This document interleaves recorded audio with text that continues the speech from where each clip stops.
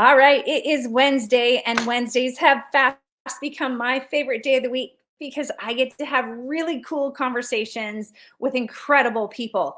And each week, it just seems to get better and better and better. So I am really excited to introduce today's guest. But before I do that, of course, neither one of us would be here if it weren't for our incredible Pursuit 365 founder, Shelly Lynn Hughes. So, Shelly Lynn, thank you from the bottom of my heart for trusting me with these Talk Wednesdays and allowing me the space to have these great conversations with incredible people.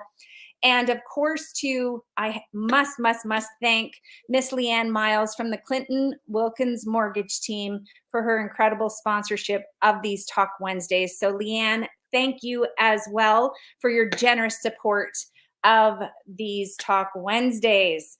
Okay, I need to get a drum roll. I really feel like I need to get the Talk Wednesday drum roll to lead into the introduction of my guest. So today we have a really interesting fellow by the name of Chris Hardwick.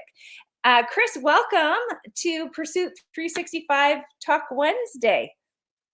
Thanks a lot, Steph, and it's an honor to be here. There you go. And already, right? Everybody's leaning in. You're already cool because you've got the cool Australian accent. Do you get that a lot, Chris? Do you get that a lot in your life? There's just something a little extra about people with an accent. I don't know. I don't have an accent. You're the one with an accent, Steph. It's all about perspective. I know you were going to say that? It's all about perspective. So true. So true. I used to skate with a bunch of gals from the States, from the Michigan area, and we used to have that argument constantly, like who has the accent. Anyway, I'll own it. I'll take the accent for today. I'm a proud Canadian. I have to share a super quick story with you. I was in Florence in 1984 in a bank changing money, and there was this really big, tall American noisy guy behind me, and he was complaining. He's like, "Goddamn line up, gee, how long we gonna be here?" You know. And I turned around, I jabbed my finger in his chest because he was a huge guy, and I said, "Would you shut up? Like, we're all just in the line up here. We're all just waiting to change." And he leans down at me and he jabs his finger in my chest. He goes, "What kind of goddamn accent is that?" And I'm like, "Accent? I don't have an accent. You're the one with the accent." He's like, "I don't have no goddamn accent." Anyway, we had a bit of fun with it. Everybody else in the bank was laughing their heads off. And afterwards, we went for a drink. And the funny thing was, I had to explain to him the whole concept of the fact that everybody in the world has an accent. He just couldn't really wrap his head around this concept. But anyway, funny story. I digress. Back to you. I know. I think it's fantastic. I'm glad it all ended well. Everybody was able to, because anymore everything is so divisive, right? It's, that would probably end in a fist fight today. So I would have lost very quickly. Right? I'm happy for that, for the happy ending.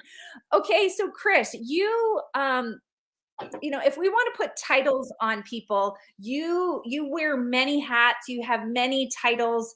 You are an author, you are an entrepreneur, you're a speaker, you're a coach. So which one of those titles would you like to tell us about first? Or do you find that it's easier to talk about them all encompassing? None of those. Okay. Yeah. There's only one word that describes me and the people that I'm passionate about working with, and that word is adventurepreneur. Love it. I'm an adventurepreneur. Love it. Okay, so what is the definition of an adventurer? Adventurepreneur. What is the definition of an adventurepreneur? Somebody who spends their entire life as an entrepreneur seeking adventures. And really, it's about bringing the culture of adventure into organizations, into the lives of the clients that I work with, and it is around creating this, sort of recreating the definition of what it means to be a business leader, an entrepreneur, and really anybody in the world. And if you look at what's happened in the last few years with COVID, you look at the move towards digital nomads. I think about the number of clients that I've helped exit their businesses and start new virtual businesses in the last couple of years. This is now an acceptable thing to live a life of to lead a life of adventure while being a successful entrepreneur. So my book that I'm working on at the moment, which will be getting published later this year, is all around the 9 steps, the 9 keys, the 9 things you have to do to become an adventurepreneur. And so I sort of coined on this phrase quite recently. I realized that that's what I am, that's who I am, and that is the type of people that I work with. Sorry, I just had to mute myself. My neighbor was walking by. My dog went squirrely, so I apologize for the pause there. Chris has already had the pleasure of meeting my dog, because when we first jumped on today, Lincoln greeted him. So I apologize for that. This is where we're living real life, though. We're living real life. Okay, so there's just so much I want to unpack here, and you've got my heart racing, you've got my adrenaline up. So I can only imagine what it must have been like for you when this term, sort of landed for you, and it's like that amazing aha moment. Was there a moment that you can reflect back on, or was there a series of things that all of a sudden culminated? Or I'd love to hear a little bit more of the backstory of how how adventurepreneurship came to be. I'm so intrigued. Yeah.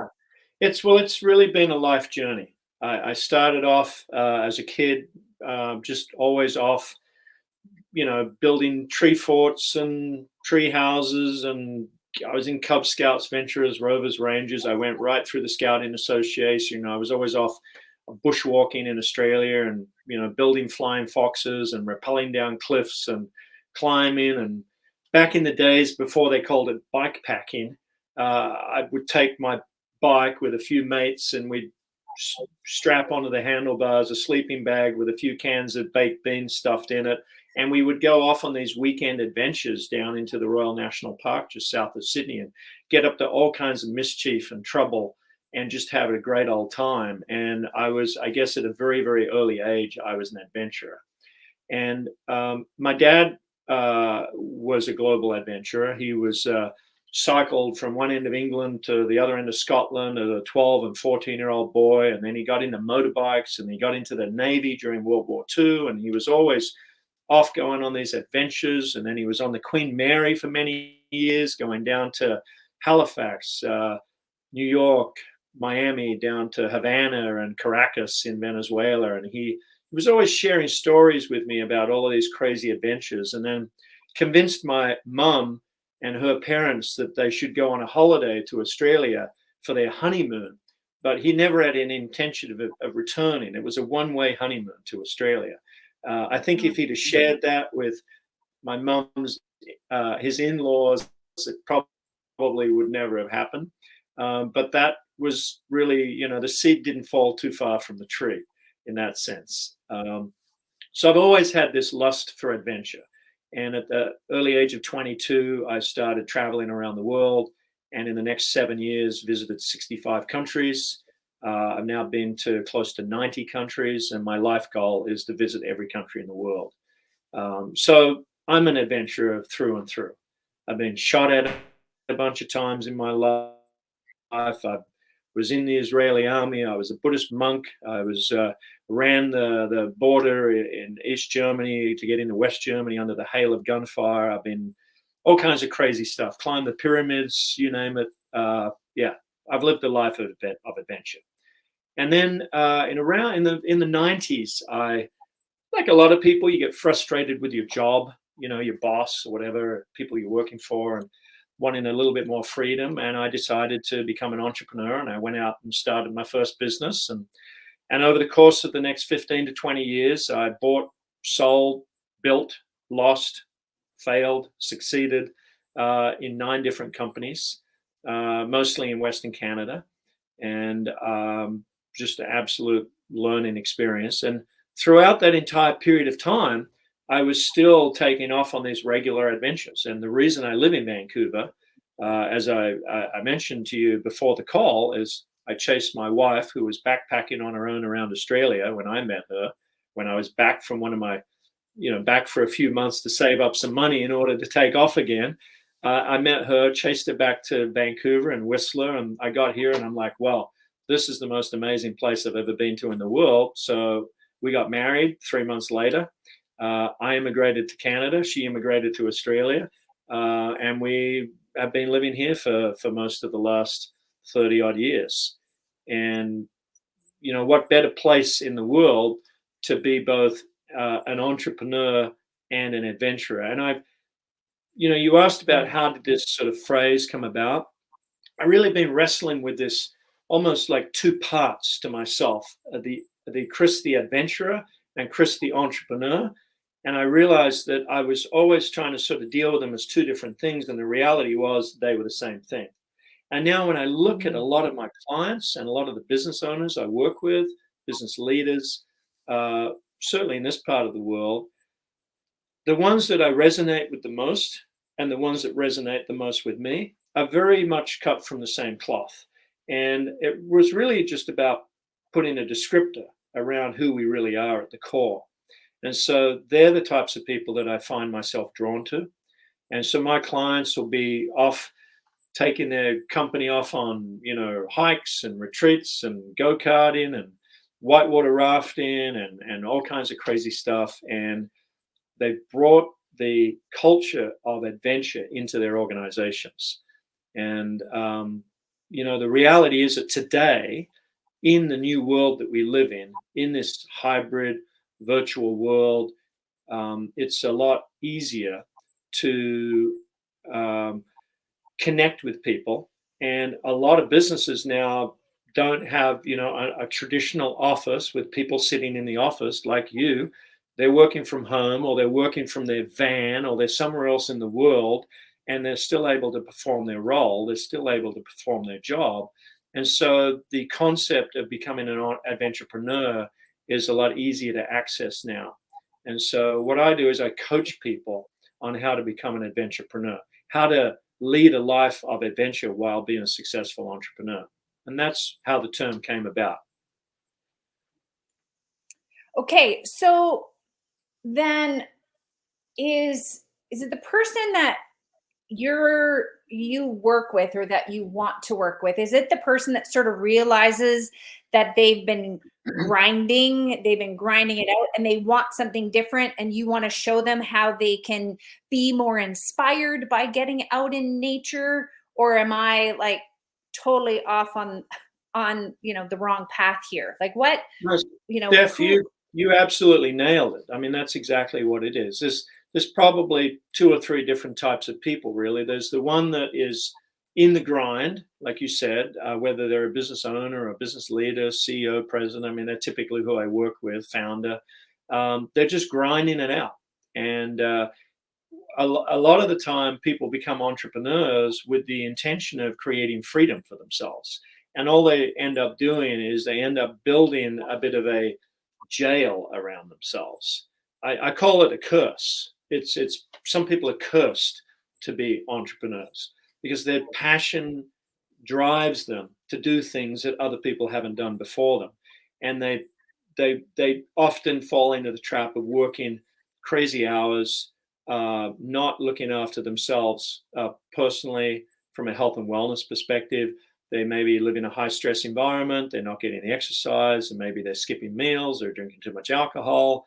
And so I really believe that the health and wellness piece is foundational to being able to lead the life of your dreams. So we need to get our physical health in place. We need to get our mental health sorted, and we need to get our emotional health sorted. And so that's where I start with most of my clients, is identifying the fact that there's some problems with the way they're living their life. and the way they are leading their businesses. It's all work and no fun. It's all work and no play. And it's all grind and no rest and recovery. And so it's really about helping people bring a balance back to their lives. Intuitively, they know there's a problem.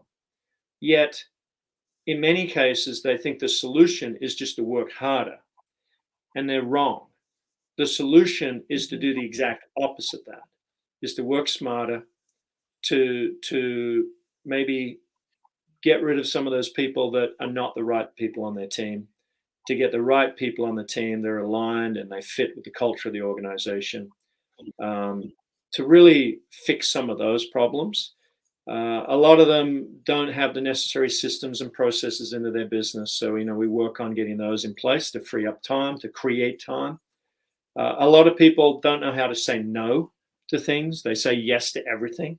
And, I can save them about 500 hours a year just by learning how to say no a little bit more often, and not just them, but their entire team. So there's lots of strategies that I work through as part of a 9-step process that's going to be in my book around how to lead a life of adventure while being a successful entrepreneur, to break the cycle, if you will, to get them back to living a happy, healthy life with a great team where everyone's fired up and inspired, and they're disrupting their industry. They're seeking new methods of moving forward and competing, and really getting ahead of the competition, so to speak. So they're just a few of the things. And model wise, is it mostly like this kind of, because of the Zoom world, is it mostly that, or like, are you physically, going out into nature with these people, and moving alongside them? Or I would love to know a little bit more about how that process unpacks. So let's say, I call you, hey, Chris, I'm interested. What would that process look like for, me to hire you and, give me more excitement in my life, Chris? I'm sick and tired of the 4 walls of my office. Save me. Well, the majority of my clients I do walking one-to-ones with. So the first thing I do is get them out of the office. And the funny thing is about this, Steph, that you and I could do a walking one-to-one even in Western Ontario and me in Southwestern BC. We just put our earbuds in and go for a walk. Grab your dog. I'll grab my dog. We can go for a walk and we can have a great conversation. And the thing about getting outside is, let's be honest, we weren't designed to be trapped inside in front of computer screens. Our bodies, Homo sapiens have been around, irrespective of your religious beliefs, for thousands, if not millions of years. And it's only in the last few generations that we've had things like houses and central heating, and computers and artificial lighting, and all of the comfortable clothing and all of the things that we take for granted today are actually the things that are causing problems in our lives. And what we need to do is we need to reconnect with how we were designed, which is the outdoors, nature, the forests, the deserts, wherever we live in the world, the Arctic, it doesn't matter. That's the environment that we were designed for. We were not designed for this environment. So I take every opportunity to get people back out into the environment that our bodies were designed for. And that's where we get our creativity. That's where we get our fresh ideas. That's where we're able to think about the conversation that we're having with the person we're having it with. We're able to get focused and listen, more actively to the conversation, because we're not now distracted by, alerts and emails popping up and people sticking their head into our office and all of these other distractions that allow us to be focused, that take us away from the conversation that we're having. So I find we just get outside and we just connect with the environment. We generally connect better with others when we're there. I like to take that to the next level, whether it's hiking, whether it's skiing, whether it's going on some kind of adventure. And you can do that in your workplace as well. Some of my clients, they take their leadership teams off once a month and they go on a hike, or they do walking one-to-ones within their organizations. So yeah, it doesn't matter where in the world you are. Going forward, I'm off to Africa this year. I'll be having some client meetings while I'm there, climbing a few mountains like Kilimanjaro while I'm there, and I do a lot of traveling around the world. So my plan is to have a global client base where I will regularly fly in and meet with those clients and meet with that organization. So it doesn't have to be restricted just to Vancouver anymore. The world is your oyster, as my dad used to say. Get out there and explore it. And so that's the plan. Have clients around the world, work with them no matter where they are, and get them out of their comfort zone.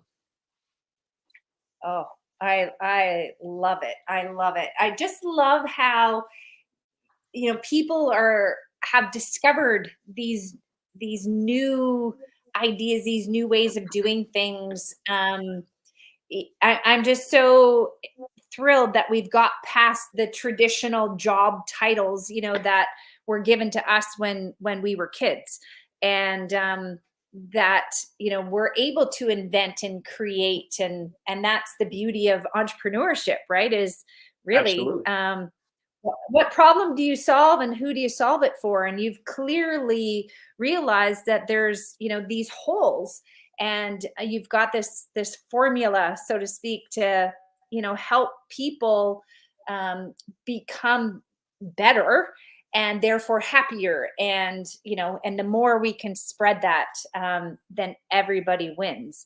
Because I have a friend who's a speaker, and one of the facts he gives is that there's more heart attacks on Monday morning than any other time, and it's because people, they hate their jobs and they don't want to go to work, and they're stressed, and so the fact that there's somebody like yourself out there saying, I'm an adventurepreneur, just that, as that cocktail party mixer thing is mind blowing.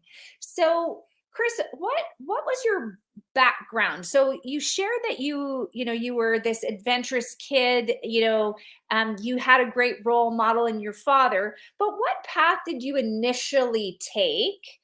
Um, and what was sort of your biggest roadblock that made you pivot? And was that the real catalyst in realizing that, I need to create something? I'd love to hear a little bit more of that backstory. Yeah, well, I've always been a builder since a very young age. When my dad would have a ton of sand delivered to build brick walls and archways around the house, he turned our little 3-bedroom rancher in Vancouver into a 5-bedroom hacienda that looked like it had been picked up somewhere from Spain and dropped off in Sydney. It was pretty incredible. So I spent most of my youth helping my dad around the house build. I helped him build 56 of the 57 archways we had around the house. And then the whole house was whitewashed and terracotta tiles and grapevines and the swimming pool. And it really was like a little bit of Spain plonked into Sydney. And so that's kind of what I grew up with, is just building. And it was inevitable that I would get into the construction industry. And I got in as a surveyor initially, and then ran through the process of leading projects as a superintendent and site manager, and then working my way up when I moved to Canada in 1990 as a project manager. And within a few years, I was leading major civil infrastructure projects in Western Canada. And that was when I had my first company, and we were doing major bridge projects. And then I bought another company, and we got into industrial civil projects, again, all throughout BC and Alberta. And so just this thing about building. And what I realized is that for the first part of my career, I was essentially building projects. And then for the next part of my career, I was building companies. And now I build people. And so I'm a builder. The things I build have shifted over the years. And now I build leaders. And so that's a little bit more in terms of how I got to where I am. being a serial entrepreneur for many years, and having experienced high degrees of success and high degrees of failure, and more success and more failure. And you can say I came from the school of hard knocks. People say I have a PhD in travel. And it's the combination of those things that has led me to where I am today. And as for the role of becoming a coach, I lead peer groups as well. This has been a great way for me to work with many different people, different types of people from a variety of different industries. So I've got to learn about crypto and video gaming and manufacturing and logistics and all kinds of other types of businesses, which is, for me, combined with my experience of success and failure, and then everything that comes along that, has put me in a good position to have insight into, from professional service industries to all kinds of different industry sectors, and then working with people in all kinds of different roles within those companies. So that's kind of set me up for being able to provide the value that I provide to my clients today. Amazing. Amazing. All right, folks. Every interview, I get more and more excited and intrigued. I could talk to you forever, but we want people, of course, that if they're leaning in and they want to know more, folks, you definitely can reach out to Chris through his website. Chris, are you a social media guy at all? Or according to my virtual assistant, not as much as I need. I said, according to my virtual assistant, not as much as I need to be, but she's helping me with that. So I'm pretty active on LinkedIn, just Chris Hardwick. I mean, there's a few of us out there. I'm not the comedian in New York, the other Chris Hardwick, although I do have some really good corny dad jokes that I learned from my old man. I'm also on Instagram, Adventures with Chris Hardwick, and there's underscore between each of the words. So I'm active on Facebook and Instagram and LinkedIn. So there's lots of different ways to connect with me, and I do blog, regularly, and you can access several other interviews and podcasts and things I've been involved with on my website. But yeah, that's the best way. Just go to my website, click on the link, schedule a call. I got a couple of little Q&A questions I'll ask you to learn a little bit more about you before we jump on a call. So I do a lot of 15-minute calls just as an introductory, and then to explore whether or not there's a fit. Quite honestly, I only work with people I like, and I only work with people that I get along with and that we have aligned values. And that, for me, is one of the things that you can do as a solopreneur, where often as a business owner and entrepreneur, it's easy to fall into the trap of working with people that you don't like because you think that that's necessary. And so that's been another part of the coaching experience, is figuring out who you are, what your end game is, what you're about, what your values and purpose are. And then when you look at who you want to have on your team and who you want to work with, is really making sure you've got that alignment, making sure you've got that fit. So if we've got a fit, then I'd love to hear from you and learn more about you and your business. Yeah. That's right. The emotional intelligence, right? That comes as we get a little bit more seasoned, a little bit wiser in our worlds. And it's no fun for anybody if there's no click, right? When you click with somebody, that's when the magic happens. So I don't think you need to, I don't think you have to qualify that at all. I'm just had to put my 2 cents in on that for sure. I love it. So chrishardwickinc.com, folks, you can definitely find Chris there. Chris, before we wrap up, you are going to be, I'm going to love the answer to this. So I've been having fun with one question in particular with a number of guests on these Talk Wednesdays. It's a question I borrowed from one of my favorite podcasters. And the question goes like this: So if you were to give a TED talk on nothing that you are known for, what would your TED talk be about? Well, I've never done a TED talk before. However, that'd be fun. Hopefully this is not too crude, but I'm thinking of a TED talk which is called "Fuck Fridays," basically. Oh, Uh, yeah, Adventure Fridays is a more politically correct term, but I would like to see organizations switch to a 4-day work week. I love being confrontational. I'd love to have that argument with people who would think that's absolutely ludicrous.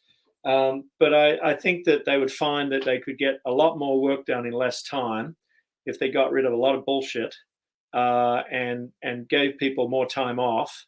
It works. In Australia, you get 6 weeks a year holiday when you start. You get basically 8 weeks a year holiday after, 5 to 10 years. You get a long service leave of 3 months after 10 years, which you can take progressively. They work a 38-hour week in most industries, which means they get a roster day off every month. There's a reason why everywhere you go in the world, there's Aussies, and they're always happy. mm, And, in terms of the performance of the organizations in Australia, there's a lot of very, very successful companies in Australia. And it has to do with the fact that this whole business of a 2 weeks of holidays in Canada is kind of ludicrous. And I have, even mhm. working in Canada for the majority of my career, I have managed an average of 3 months a year holidays throughout my entire working career. And that's with only 2 weeks a year in Canada. So that's a lot of leave without pay. That's a lot of accrued overtime. But as a result, yeah, that's my challenge to people and to business owners is figure out how you can revolutionize your business and your industry. And can you imagine how many people you will attract if you're only working a 4-day work week and you're still getting the same or Mhm. better product? You're still getting, you'll have better productivity. You will achieve more. People will be more rested, less drained. It'll be more fun. They'll be more energized. So yeah, Adventure Fridays is a more politically correct term for it. Although Yeah. I like to the envelope and I like to be a bit controversial. So maybe it'll be F Fridays. So we'll see. F That would be my F TED talk. Fridays it is. F Fridays it is. We'll keep our eyes peeled for sure for that TED Talk. Chris, All thank righty. you so, so much for your time today, for sharing your story, your passion. And once again, here's Chris's website. Thank you again to Shelly Lynn for this amazing opportunity for Chris and I to be here today. And thank you to Leanne Miles at the Clinton Wilkins Mortgage Team for the Talk Wednesday sponsorship. Okay, guys, until next Wednesday, have yourself a great week and we'll see you next time. And cheers to more adventure.